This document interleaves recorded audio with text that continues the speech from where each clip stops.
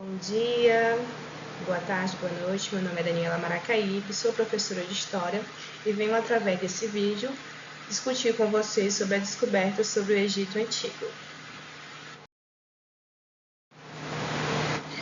A história do Egito. A história do Egito começou há milênios antes, da era atual e teve como um de seus protagonistas o rio Nilo. As primeiras cidades egípcias foram se formando próxima do rio Nilo, situado no nordeste da África. O território egípcio é uma grande parte desértica. O norte do Egito é banhado pelo mar Mediterrâneo e sua costa leste pelo mar Vermelho.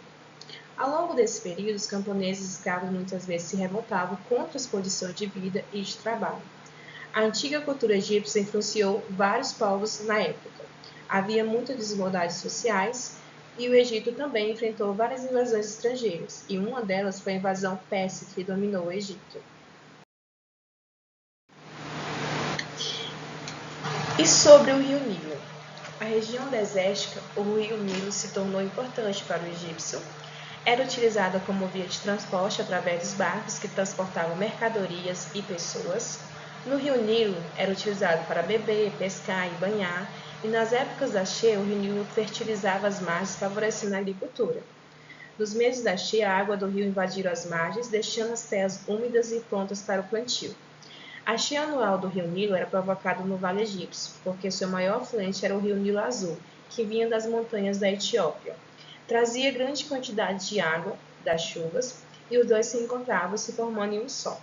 O primeiro dia de cheia era considerado o primeiro dia do ano egípcio, mas as cheias também traziam prejuízo, porque muitas das vezes eram muito violentas e destruíam suas plantações e aldeias.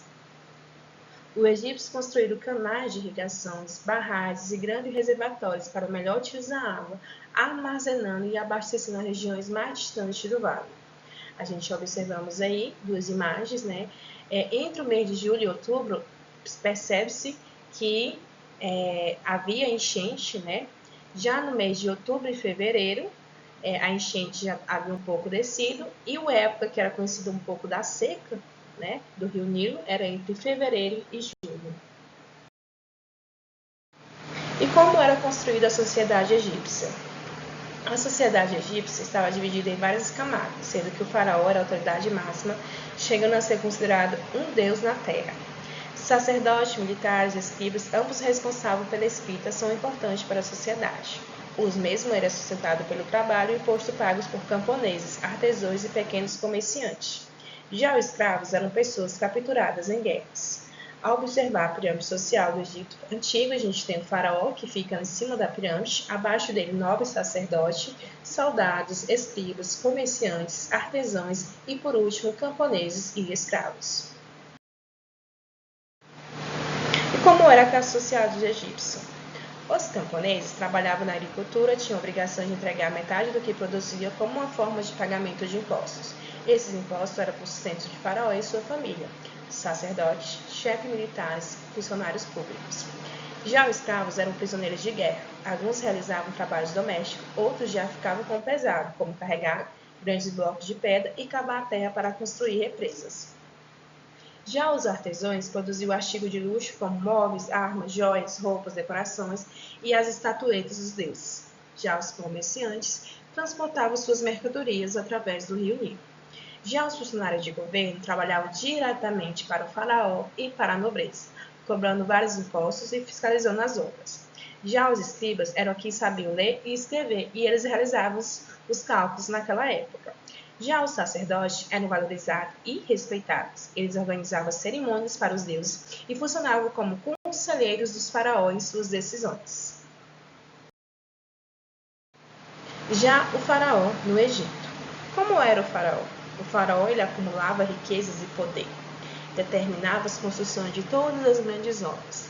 A população egípcia via o faraó como grande deus naquela. Tinha várias mulheres e muitos filhos. Interessante. Ele tinha, toda aquela frescuragem de poder ter várias mulheres e vários filhos.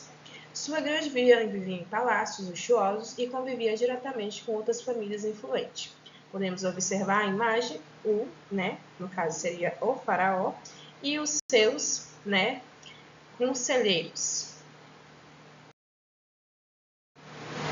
E como era a religião dos egípcios? Os egípcios eram politeístas e acreditavam em vários deuses. De acordo com esse povo, os deuses possuíam poderes específicos e atuavam na vida das pessoas. Havia também deuses que possuíam um corpo formado por parte humana e parte animal sagrado. Podemos observar na imagem a seguir, né? Sou Deus Amaete, represento a ordem, a justiça e a verdade. Tenho na cabeça uma pluma de avestruz que coloco na balança, quando é pesado o coração do morto no tribunal de Osíris. Eu sou Atu, a deusa do amor, da alegria e da música. Eu sou Horus, filho de Osíris e Ísis. Tenho a cabeça de falcão, o meu olho protege quem precisa da minha ajuda. Acreditavam, né, em vários deuses, né?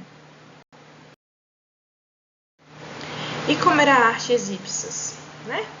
A arte egípcia se caracterizava pela lei de frontalidade, ou seja, são figuras com o rosto de perfil e os olhos de frente.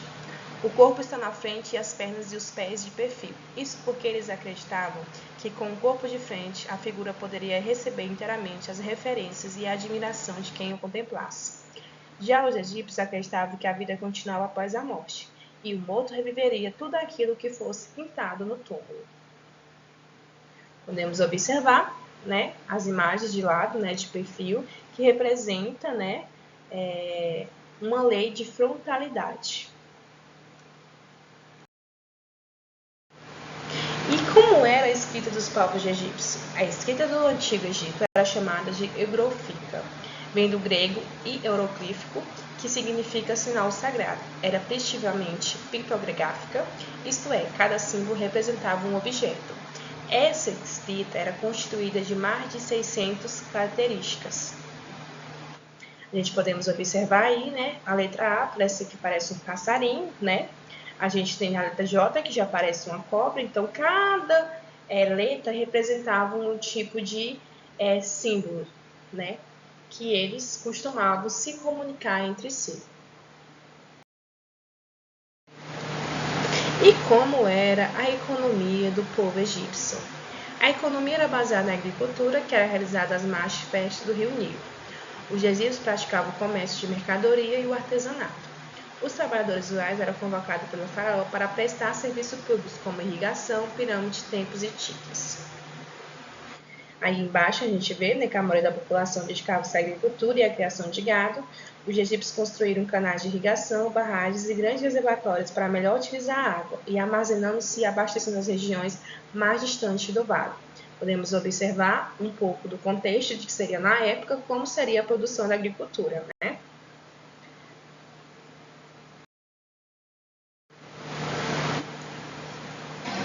Agora a gente vai falar um pouco sobre a pirâmide, que é um símbolo muito representado pelos egípcios. As características das pirâmides. São aproximadamente 80 pirâmides no Egito. A maior pirâmide, a mais antiga, é dos Quebros. As pedras para a construção das pirâmides foram trazidas da Arábia e transportadas em grandes barcaças pelo Rio Nilo. Suas obras duravam muitos anos para terminar. As pirâmides grandes, construção de blocos de pedra, era túmulo dos faraós e de seus familiares. Seu interior era decorado, possuía móveis, armas e joias dentro das pirâmides. No caso, seria dos faraós e suas famílias, tá? Ele ordenava os seus auxiliares escravos que colocassem alimentos, animais de estimação, roupas e objetos pessoais e acreditava que precisaria de tudo isso, né, na vida após morte. E, né, as pirâmides são as únicas sobreviventes da tal famosa Sete Maravilhas do Mundo. Podemos observar na imagem como eram os escravos, né, construindo essas grandes pirâmides. Agora a gente vai entender um pouco, né, do processo de mumificação dos egípcios. Por que todo esse processo? Os egípcios acreditavam que após a morte teriam de passar pelo tribunal dos deuses, que julgaria quem merecia uma vida após morte. Os premiados com a vida irão precisar de corpo bem conservado para abrigar sua alma quando ela retornasse. Com esse objetivo, desenvolveram técnicas de mumificação para a preservação dos corpos. O trabalho de mumificação era caro e demorado e era feito por artesãos especializados. Podemos observar como era esse processo, limpeza geral e remoção dos órgãos, desidratação com sal por 40 dias, nova lavagem e aplicação dos óleos e ervas perfumadas no túmulo.